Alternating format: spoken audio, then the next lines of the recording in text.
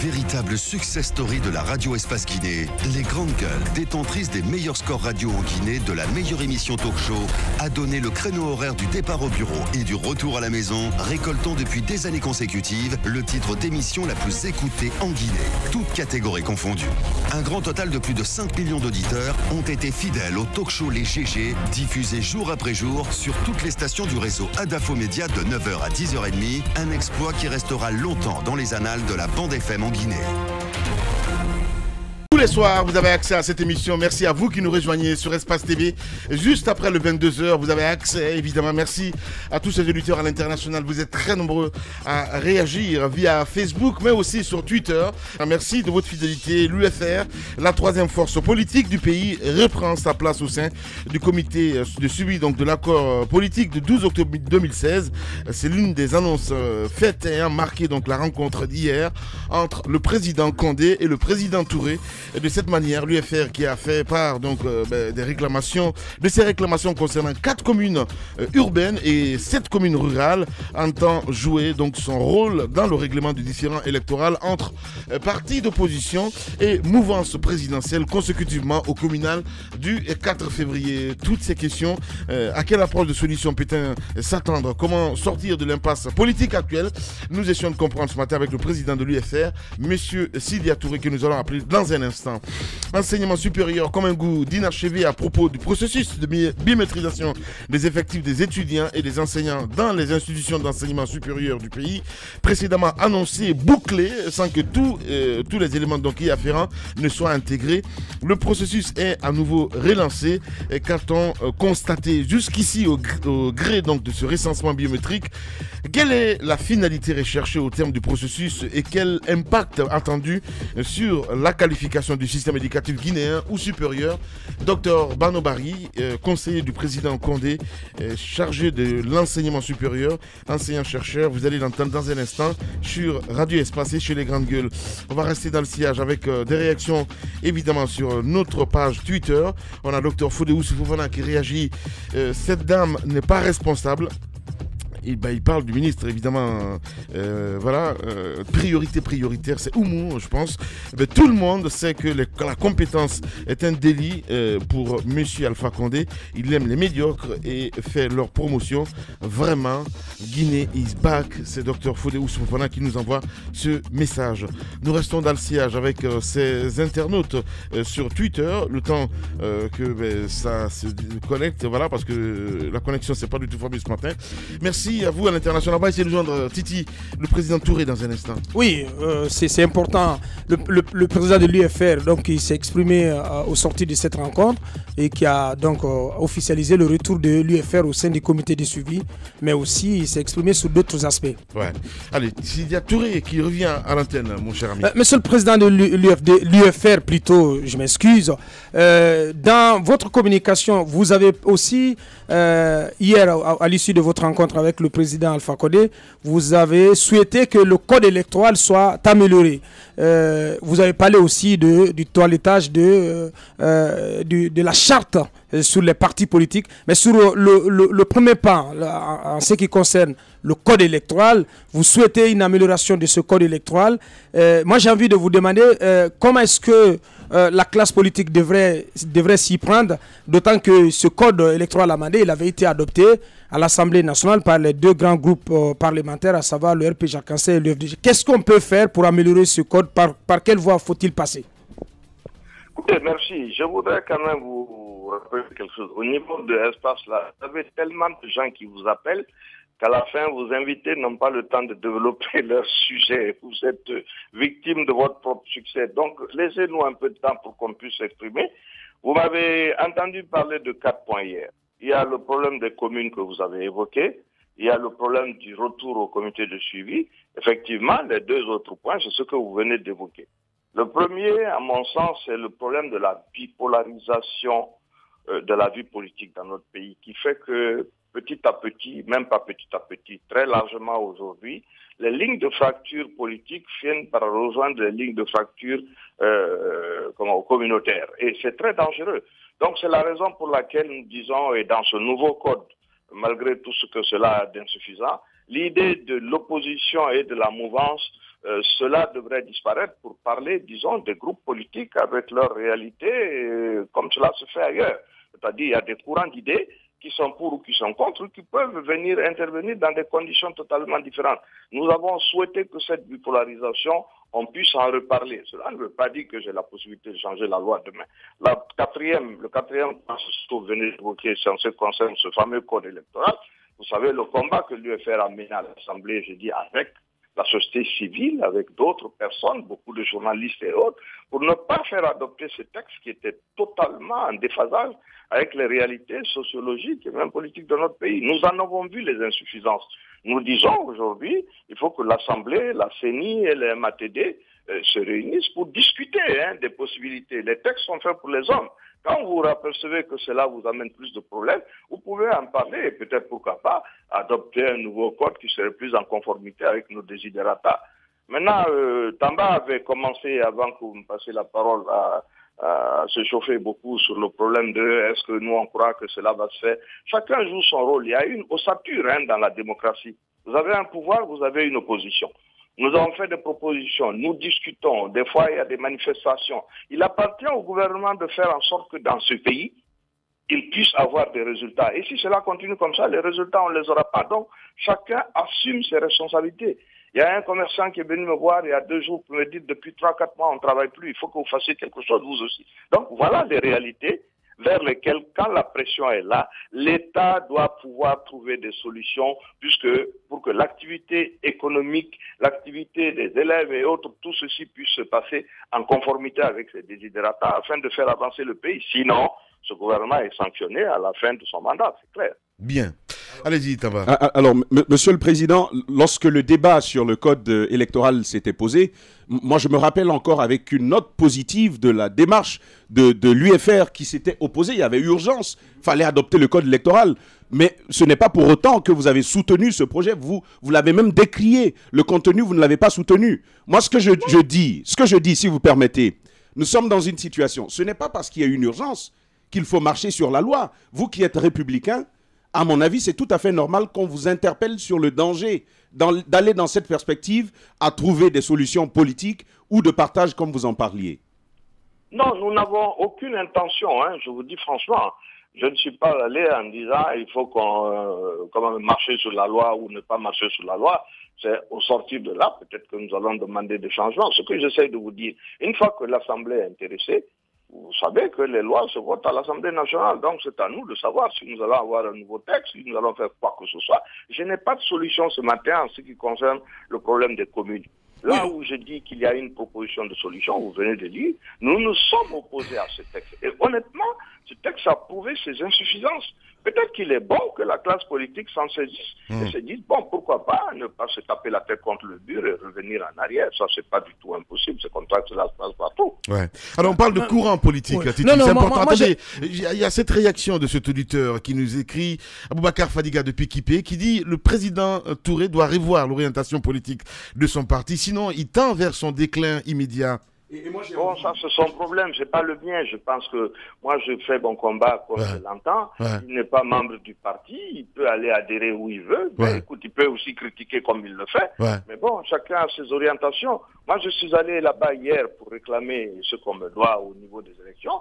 Nous sommes la troisième force politique de ce parti, de ce pays. Bon, s'il estime que c'est un déclin, c'est son point de vue, c'est pas le mien, voilà. Bien. Voilà, moi j'ai envie d'aller, parce que vous en avez parlé, vous avez parlé de, vous regrettiez la bipolarisation du jeu politique en Guinée. Est-ce que vous n'estimez pas que c'est de votre responsabilité, vous, opposition aussi, parce qu'il y a une institution, le chef de file de l'opposition, mais à voir les choses, vous ne l'avalez pas, vous ne participez pas à cette activité-là. Est-ce que quelque part, vous n'êtes pas responsable de cette bipolarisation du jeu politique qui nous a imposé cette histoire? Vous avez un chef de file de l'opposition en France? Vous n'en avez pas au Sénégal? Nous ne sommes pas en France, nous sommes en Guinée. Nous sommes en Guinée, on parle de notre cas. Non, attendez, nous ne pouvons pas faire des choses sans comparaison. On a créé quelque chose, c'est très bien, les chefs de file d'une certaine opposition. Cette bipolarisation, je dis aujourd'hui, ça commence à retrouver des lignes de fracture au niveau sociologique, au niveau communautaire, c'est dangereux. Je dis, il faut élargir le spectre pour que l'opposition soit plurielle et que pourquoi pas la mouvance, elle soit plurielle, c'est son problème. Bien. Mais il faut arrêter de faire croire que c'est seulement les gens de certaines régions contre d'autres. Je suis parfaitement d'accord avec vous. De ce pays, c'est pas bien. Bien, voilà. Allez-y, Moussa. Monsieur le Président, dans ces conditions, avec cette gestion et tout ce qui a été dénoncé au lendemain de ces communales, est-ce qu'on se sent toujours prêt à représenter ce même chef d'État, à être son haut représentant? C'est la question que je me pose. Est-ce qu'il n'y a pas une sorte de malaise que l'on ressent maintenant? Écoutez, j'ai pris, c'est pas des fonctions. C'était, comme je vous ai dit, un rapprochement avec le RPG. Bon, pour le moment, nous en sommes là. Moi, j'assume cela. Maintenant, si vous m'avez trouvé en train de gérer un dossier gouvernemental, appelez-moi et puis on en parlera. Moi, je n'en gère pas du tout. Moi, je suis un conseil sur ces questions.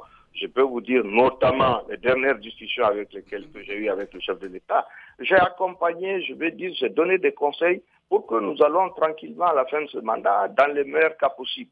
J'ai dit au président qu'il faut des réformes absolument importantes maintenant. Il faut de nouvelles personnes. Il faut se pencher sur des questions de réforme, non seulement au niveau gouvernemental, mais redonner confiance aux populations avec de nouvelles personnalités. J'ai géré ce genre de problème, je suis plus concerné par cela, mais je donne des conseils pour dire il faut que ceux qui ont des problèmes avec la population, qui sont mal perçus, puissent être remplacés pour qu'on puisse voir une perception meilleure du gouvernement que vous allez mettre en place, avec les problèmes de corruption, avec les problèmes de malgestion. Vous venez de parler, par exemple, des travaux publics pendant tout ce temps. Je continue de donner ce conseil, ça ne me coûte rien. Monsieur le Président, on a l'impression à vous écouter, chaque fois que la question du haut représentant est posée, on a l'impression que vous jouez sur les mots. Je ne joue, écoutez. J'ai envie de pousser un tout petit peu. Définitivement sur quelque chose. Me posez toujours la même question. Moi, je ne suis pas un salarié de l'État. Monsieur le Président. Non, on s'assoit. Non, attendez-moi. Si vous me posez une question, laissez-moi répondre. Voilà.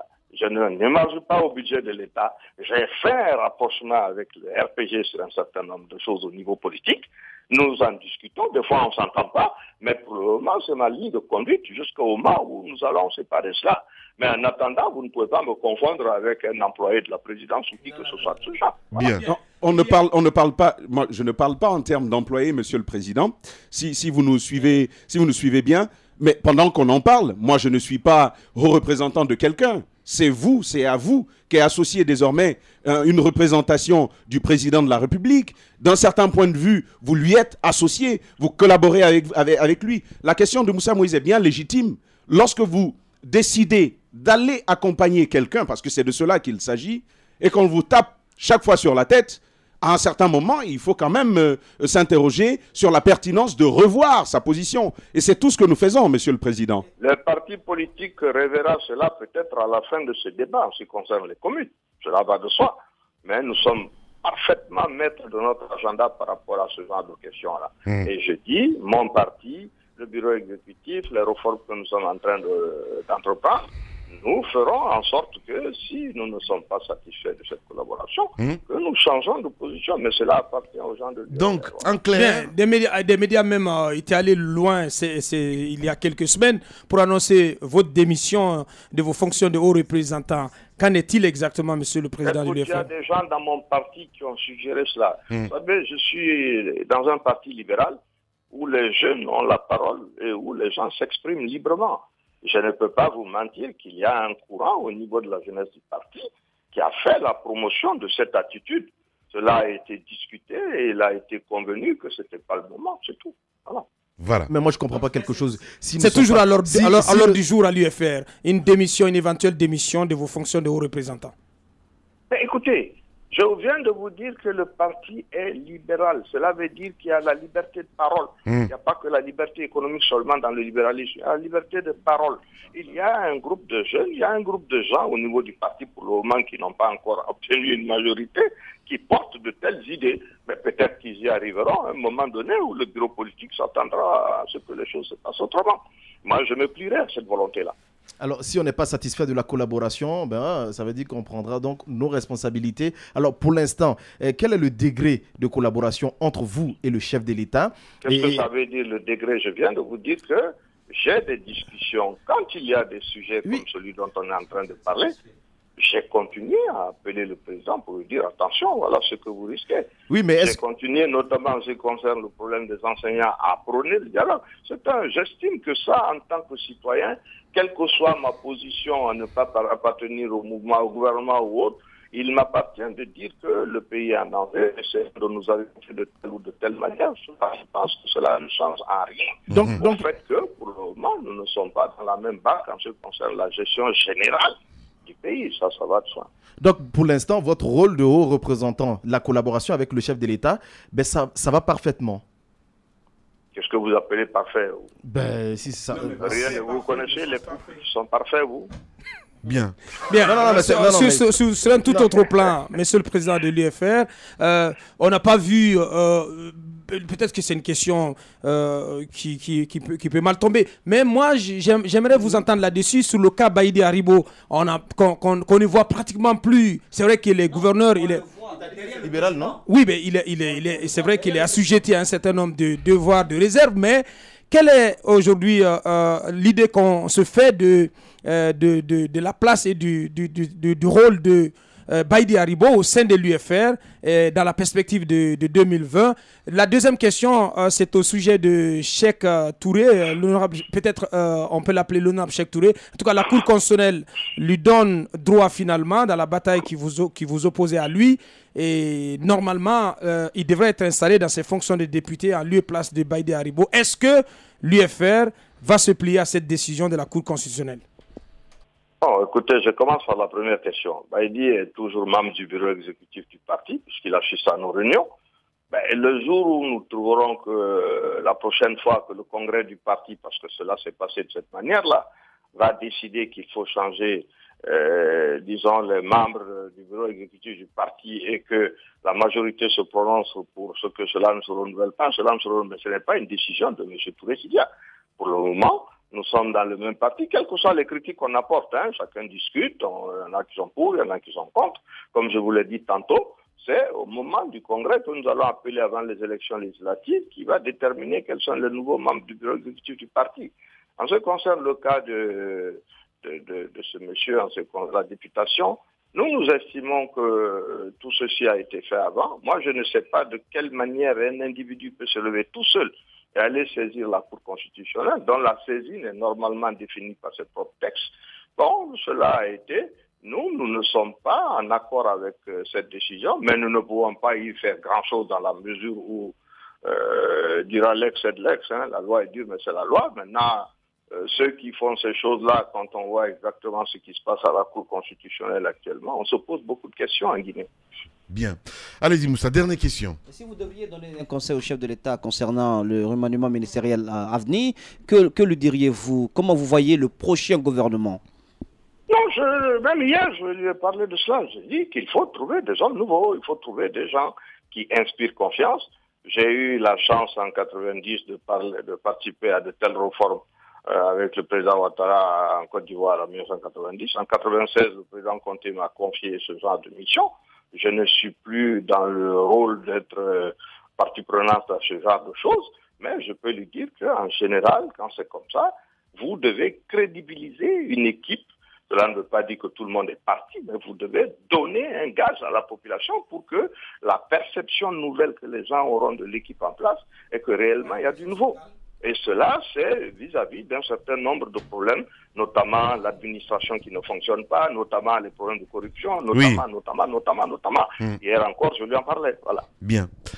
Peut-être une dernière question sur la CENI. Dans le communiqué qui a sanctionné les rencontres entre le président et Damaro et Cellou Dalein Diallo, il a été expressément indiqué que la nouvelle loi sur la CENI devrait être adoptée à l'occasion de la session des lois qui s'ouvrent à l'Assemblée nationale. Est-ce que vous avez bon espoir que ce travail va être fait et que nécessairement le pays doit se doter de cette nouvelle CENI avant les élections législatives, M. Touré? Écoutez, moi je crois que tout le monde peut. Moi j'ai posé aussi beaucoup de problèmes là. Je viens de vous parler du corps électoral, on a parlé de la CENI, mais n'oubliez pas qu'en octobre nous devons avoir une révision de liste électorale. J'espère qu'elle se fera dans de meilleures conditions que ce qu'on a connu auparavant. Vous avez aujourd'hui, en tout cas en ce qui concerne nos fiefs, des électeurs dont on ne connaît pas du tout la provenance et qui tout d'un coup ont inflaté dans nos zones. J'espère que cette révision se fera cette fois-ci avec indication des adresses exactes de ceux qui se font recenser, c'est-à-dire leurs concessions, là où on peut les trouver, et qu'on n'abandonnera plus les cartes d'électeurs chez les chefs de quartier en vrac, pour que n'importe qui vienne prendre 200, 400, 500 cartes, partir avec, revenir avec la moitié, ainsi de suite. Il y a beaucoup de problèmes que nous devons résoudre. Ouais. La seule chose qui est claire aujourd'hui dans les textes, c'est qu'en octobre, nous devons procéder à la révision des listes électorales avant que nous allions à l'élection législative. Voilà, le président Touré en direct ce matin chez les GG. Allez-y Titi, question bonus. Question bonus. Lors d'une des assemblées générales de votre parti récemment, vous avez déclaré, en tout cas selon ce qu'on a lu dans la presse, que vous n'excluez pas des alliances avec l'UFDG. Ça fait rêver tout cela quand on connaît l'antagonisme entre les deux partis. Est-ce que cela est possible, ces alliances entre l'UFDG et l'UFR, et à quel niveau des circonscriptions? Il faut laisser tomber cette idée. Il n'y a pas d'antagonisme. L'UFDG est dans une position politique actuelle qui n'est pas la mienne. Mais ça ne veut pas dire que nous sommes des éléments antagonistes. J'ai rencontré le président Chelou plusieurs fois, on s'est parlé plusieurs fois. Nous n'avons pas des points de vue identiques sur certains points. En ce qui concerne les communes, il est certain que ce sont des choses qui se passent au niveau local.